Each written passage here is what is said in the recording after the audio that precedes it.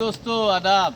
आज हम आप लोगों को एक ऐसी शख्सियत से मिलाते हैं जो मतलब अपने आप में एक बहुत ही मस्त कहानी है। ये हमारा दोस्त राजेश यादव संजना। ये संजना जो है हमें गांव के एकदम आखिरी छोर पे है जो कि बहुत पिछड़ा इलाका है, लेकिन प्राकृतिक लिहाज से देखो तो बहुत खूबसूरत इलाका है। और उस इलाके से पढ़ के निकल कर आके और ब्लॉक में एक रोजगार सेवक के पद पर कार्यरत, और एक ये नेता भी है और एक समाज सेवी है और एक मेरी नज़र में एक बहुत ही जिंदा दिल इंसान है। मतलब अपनी देखिए, गांव के किसानों के और गांव के जो आदमी हैं वो फर्जी मॉडर्न बनने की कोशिश करते हैं। गांव के आदमी की जो गांव की मिट्टी होती है उसमें जो पैदा लोग होते हैं उनके ये होता है वो अपनी भावनाओं को व्यक्त करते हैं। वो अगर जो है दुखी हैं तो रोएंगे, अगर वो खुश हैं तो व्यक्त करते हैं नाच के गा के। मतलब उसमें कोई उनको शर्म नहीं लगती है। उसी मिसाल का ये हमारा राजेश भाई। राजेश भाई, आपकी जो है यात्रा कहाँ से शुरू हुई? बहुत बहुत धन्यवाद हमारे भाई आसिफ सर ने, आपने जो सवाल किया है।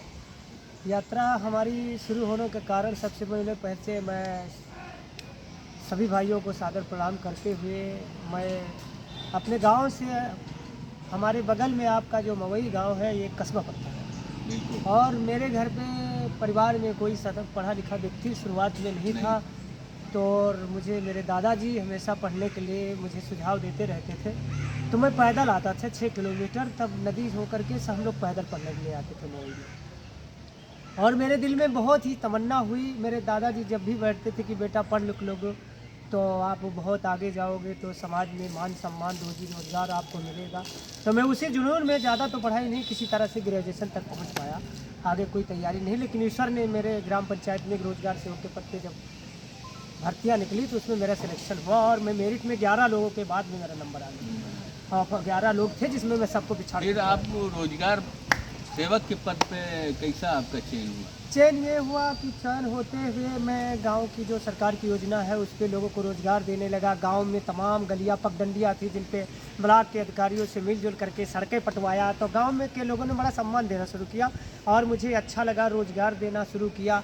तो धीरे धीरे ब्लॉक पे मेरा नेटवर्क लोगों के बीच में जुड़ा। तमाम मवई क्षेत्र के पूरे लेके हमारे ब्लॉक मुख्यालय होने के कारण तमाम भाई बहन बुजुर्ग आते हैं, तो किसी का बैंक का काम लगता है, किसी का तहसील में काम लगता है, किसी का पेंशन बनवाना है, तो मैं बड़े बड़े अधिकारियों से मिल करके सरकार की योजनाओं को लोगों को लाभ पहुँचाता। दूसरी चीज़ एक बात बताऊँ, ये बहुत जिंदा दिल इंसान है, मस्त। अगर किसी के निमंत्रण में गए, भागवत में गए तब भी डांस करेंगे, किसी की शादी में गए तो बच्चों के साथ डांस करेंगे, अगर किसी की मतलब दुख में गए तो रोते भी हैं। तो आप मतलब ये टैलेंट कहाँ से आया जो अपनी भावना को बिना हिचक के और बगैर शर्म के जो है व्यक्त करने का? जी। मैं जैसा कि मैं शुरुआत में जब उत्तर प्रदेश में पुलिस भर्ती निकली, मैं गोरखपुर कई जिलों में गया, मेरा सिलेक्शन नहीं हुआ, तो गांव वाले बहुत हंसते थे कि ये बहुत ही गरीब परिवार से ये क्या करेगा क्या नहीं। तो मैं खूब दौड़ लगाता था अपने गांव में, और मैं इतना म्यूजिक सुबह दौड़ता था चक्रोड में, सब पूरे किसान लोग, गाँव का किसान का बेटा होने के लिए गरीब समझ के सभी लोग खिलिया हुआ करते हैं।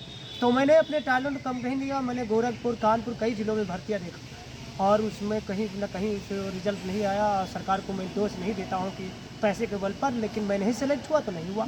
तो इसके बाद वो किस्मत हुई, और तमाम बच्चे जो बड़े बड़े घरों के लड़के नहीं हो पाए, तो मैं निराश नहीं हुआ। वहाँ से मैंने सोचा ब्लॉक पे मैं एक समाज सेवी के रूप में अपनी ज़िंदगी का सफ़र गुजारूंगा, लेकिन घर नहीं बैठूंगा। रही बात क्षेत्र में बढ़ते बढ़ते तमाम लोग मुझे इन्वाइट करने लगे, शादी ब्याह फंक्शन, तो मैं समाज के लोगों को भी जाना आना शुरू किया लोगों और से। दूसरी चीज़ बता दूं कि ये तो मस्त मौला है, हमारी जो भाभी हैं, जो इनकी पत्नी है, वो भी बहुत खूबसूरत है, वो नेता हैं, समाज सेवी भी हैं। वो मतलब फुल तैयारी है जिला कोई ना कोई जो है चुनाव लड़ने का। तो आदरणीय भाभी जी बहुत हमारी बेटी हैं। तो आपकी शादी मतलब कब हुई? बचपन में कि नहीं, हमारी यंग अवस्था में? नहीं, बचपन में हम लोगों के मतलब शादियाँ जो है, किसान का बेटा था, गांव में जल्दी ये होता था कि शादी जल्दी कर दिया जाए, नहीं लड़का कहीं भटक जाएगा। ये ऐसे मैं सच्चाई बताता हूँ, क्योंकि पूरी पढ़ाई नहीं हो पाई, पहले में शादी हो गई, इंटर में पढ़ता था तभी गौना आ गया मेरा। मैं सच बोलता हूँ, झूठ नहीं बोलता हूँ। तो लोगों ने मतलब देहात की परंपरा के अनुसार हुआ, और मैं अपने वैवाहिक जीवन से संतुष्ट हूँ। लेकिन पढ़ाई का जो मैं तो सलाह देने को समाज के लोगों को जब तक पढ़ाई लिखाई पूरी ना हो जाए, जिम्मेदारियों में बनता तो मैं चला देखिए गया। उनको बताएं, हम आप वीडियो बनाए के एक पर्पज होता है। विदेश में हमें बहुत दोस्त हैं, एक तो मुंबई के हैं, कम से कम 500 यंग हैं, जो यंग हैं, ओल्ड भी हैं, जो हमें सारे दोस्त हैं। और गांव के बाहर इधर संडवा, नेवरा, जुनियरपुर, सीवन, बाजितपुर, बहोरीपुर, अलियाबाद, और इधर चले जाओ, मतलब पूरे इलाका में हमें मित्र हैं। तो उनके लोग के लिए एक सलाह है कि मतलब तुम कुछ कमा लियो, सोना तुम्हारा हिरा सकत, जमीन कोई कब्जा कर सकत, लेकिन खाओ एक टाइम, बच्चे को अपने पढ़ाओ जरूर। जो शिक्षा है वो मरती नहीं, और शिक्षा, अगर आप शिक्षित हैं तो आपका कोई हक मार नहीं सकता, आपको तरक्की करने से कोई रोक नहीं सकता। और पढ़ने का एक ही पर्पज ना रखो कि नौकरी। देखो, पढ़ने का एक होता है कि आप अच्छे इंसान बन सकते हैं, और इज्जत कैसे की जाती है अपने छोटे की, अपने बड़े की, बिल्कुल। समाज में कैसे रहना है, किस पद पे है कौन, किसको उस हिसाब से जो है संबोधित करना है। तो शिक्षा जो है इंसान को इंसान बनाती है। तो हर आदमी का यही पर्पज नहीं होना है कि उच्च शिक्षा हासिल करके वो नौकरी ही करे, वो अच्छा इंसान भी बन सकता है।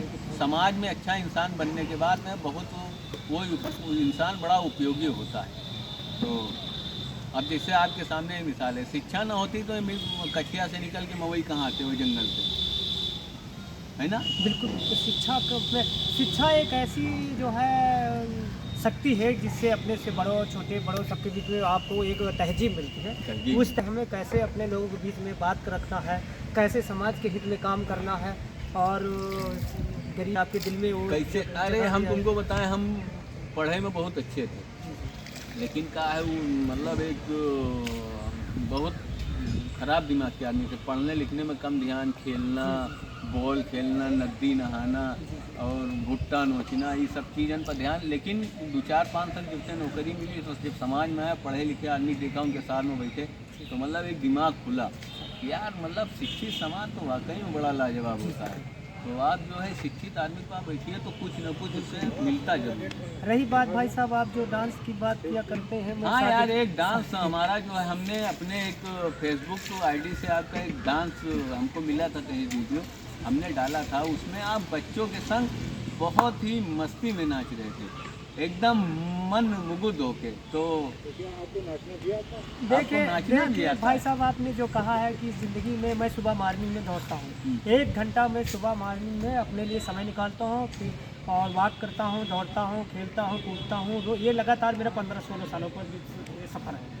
और इसके बाद में जो है रही डांस की, मैं कभी कभी मैं लखनऊ, कानपुर में गया, तो वहाँ पे कॉलेज के प्रवक्ता महोदय जी ने कहा कि बहुत लोगों को हार्ट अटैक हो जाते हैं, तमाम तनाव में तमाम चीज़ें हार्ट अटैक हो जाती, तमाम चीज़ों के डिस्पर्सन शिकार हो जाते हैं। तो मेरी ज़िंदगी में बहुत ऐसे अभाव चीज़ होती है, तमाम मेरे ऊपर प्रेशर होता, दबाव लोग देते थे, चाहे वो फील्ड वर्कर में हो चाहे तो मैं सुबह उसमें मैं इतना तरोताज़ा हो जाता हूँ, लोगों में इंजॉय कर लेता हूँ, तो मुझे किसी चीज़ की सोच नहीं रहती है, एकदम और फ्रेश मूड फ्रेश मूड में रहता है। मेरी ये चॉइस है, मैं म्यूजिक में डांस कर लेता हूँ, समाज के लोग मुझे अच्छा कहें या बुरा कहें, मेरी लाइफ की बात है। मैं चोरी नहीं करता हूँ, किसी को सताना नहीं, किसी को परेशान नहीं करता।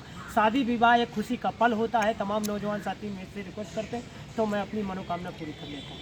तो ये थे हमारे भाई राजेश यादव, रोजगार सेवक मोई ब्लॉक में। और दूसरी बात दोस्तों, ये वीडियो देखने के बाद शेयर जरूर किया। और मैं भाई साहब और एक मिनट शेयर करने से क्या मैं- होता है कि सबके मैं पास मैं पहुंच भाई जाता साहब है। मैं ये कहना चाहूँगा, मैं अपने कॉलेज में जब नहीं पढ़ता था तो मैं कभी लोगों के बीच में हिचकता था, बचपन में किसी टीचर के पास में माइक वाइक में जाने के। लेकिन जब से समाज में निकला हूँ और मैं समाज सेवा के रूप में अपनी पत्नी को मई 6 से चुनाव भी लड़ाया हूँ, धीरे धीरे हमारा इतना मनोबल बढ़ा, चाहे 1 लाख की पब्लिक को मैं बोल देता हूँ। देखता हूँ कि स्कूलों कॉलेजों में हर लोगों के बीच में बोलने के लिए, बातें रखने के लिए कहा जाता है। तो ऊपर वाले की कृपा से मुझे बड़ा सीख मिला, और जितना ही समाज के लोग जुड़ेंगे तो इससे एक सीख मिलती रहेगी। मैं समाज को एक संदेश देना चाहता हूँ कि अपने बच्चों को पढ़ाइए लिखाइए, आपका मकान घर बन पाए न पाए तो आगे तरक्की के मुकाम उनके हमेशा के लिए खुल जाएंगे।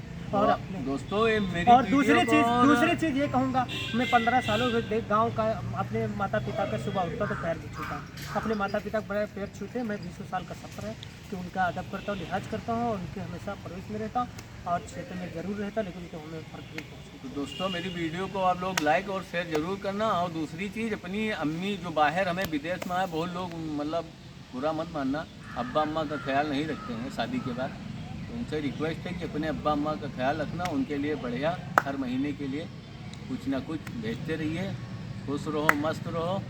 ये कहना है जिसकी हस्ती जिंदा है उसकी मस्ती जिंदा है। ओके, खुदा हाफिज।